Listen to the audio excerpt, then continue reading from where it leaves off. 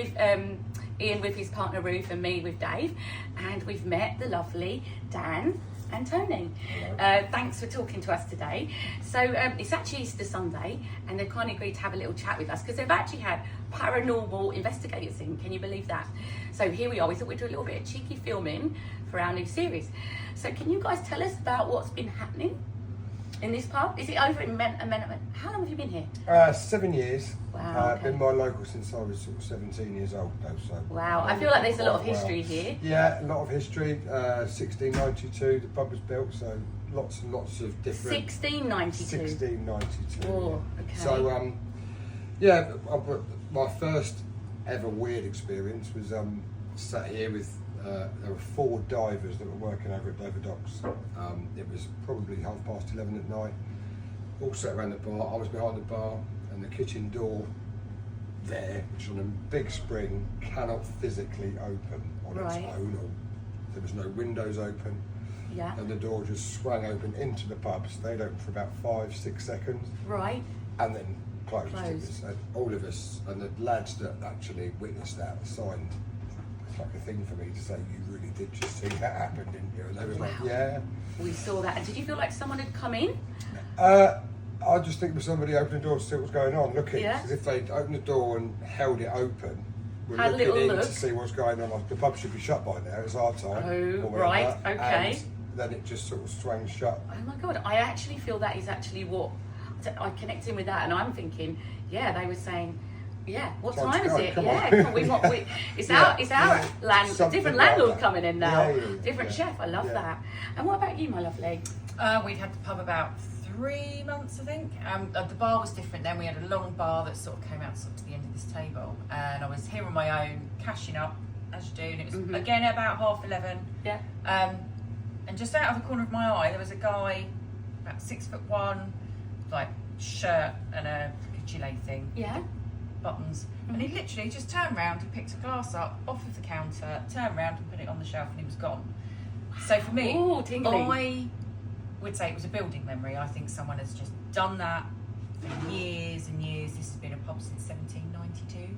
So it was a pub since 1792. And I just, it was just felt very much like a building memory. There was no menace, it was just someone doing their job that had done this job at that time of night. Before, and maybe they didn't want you to feel on your own.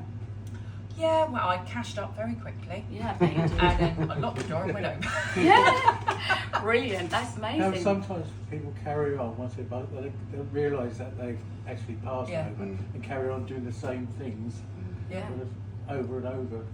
I mean, so an old member of staff of ours, Paula, was convinced that there was, because she used to do the pub cleaning, and she's convinced that there was a lady, mostly up in that top bar by the gents' toilets. Oh, 100%. She would always feel something there. I think that was the lady that gentleman was talking to me about last night. Lots of stuff and noise.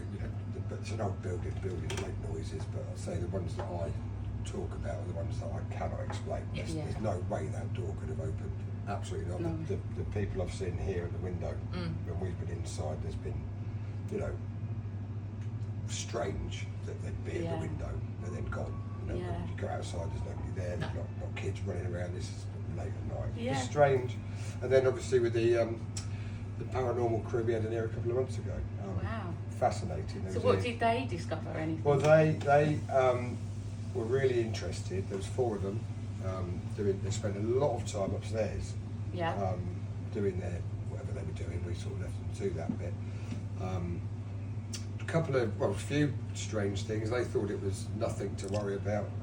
Absolutely, We think it's very friendly, whatever. It is very friendly. The energy here is really friendly. I think there's a gentleman that's like well, you see, I'm probably not the right person to have here because I want to just clear everyone out, whether they like it or not. So that ruins everything for the paranormal people. So that's why I don't get involved. But I came here and I felt the energy was lovely. And for the first time ever, I didn't think, all right, I'm going to cross you over. I'm going to see if you actually want to stay. And the truth is, we were eating our meal here last night, and I went into the bathroom, and I said, okay, I can see that there's a few of you here. Do you want to stay? But are there any of you that actually want to cross over? Because we've got a guide that will come and take them. And he showed me a lady who died, not of her own free will, and she had a daughter. And he said maybe these two might want to go. So I will connect in and see if they do want to go. Okay. And obviously you will have my number now, so if anything gets funky, we'll clear them out. But it's really interesting because this is one of the first times I've actually felt like I'm not actually that worried, which is really strange. Dave will tell you. But as far as we're concerned, upstairs in the flat where we're staying, the other night I had some trainers on the radiator actually, and don't ask, it's just I spray them. So anyway, in the middle of the night, one of the trainers flew off the radiator, and Dave sat bolt upright and went, "That's not normal," and the dog was like this. And then so I told Ian, and Ian said what happened to him, which was a pint of water, and a hairbrush was right in the middle of it. He was at the bed, but I know the hairbrush was up on top of the wardrobe because I picked it up from under the bed. I know we're going to need that. I know I sort of said earlier, but here I will have drinks go missing constantly, and they'll be moved to different parts. And the guys from the mediums that came said that's one of them just playing with me. 100%. I feel that's the man. That's the man in the G'lay. Yeah, no, just playing with me, and it's a known fact in the pub that I lose my beers. Drinks, whatever I've got, they will be in a different place. But then you're heightened to it, so you know where you've put it. Because it's almost like you're saying, right, go on then.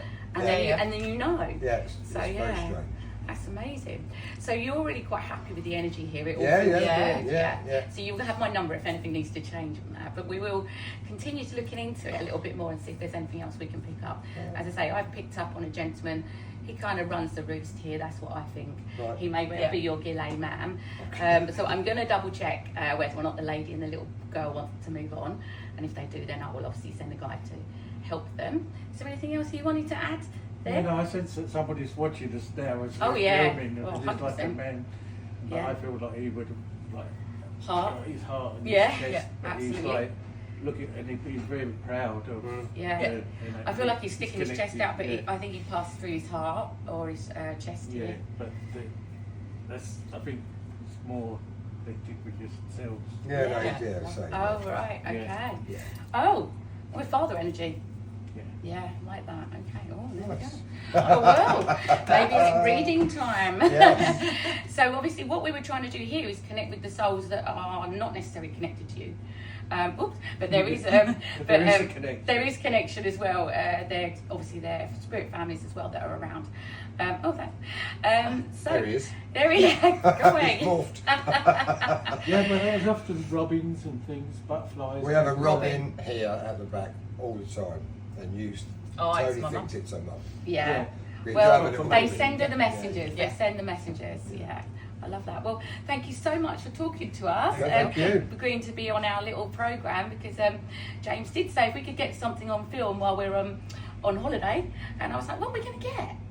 How about that? Here we are in the House of the Rising Sun of all the places. Yes. But you know that's spirit for you. So thank you so much, and thank you, Dave, for filming.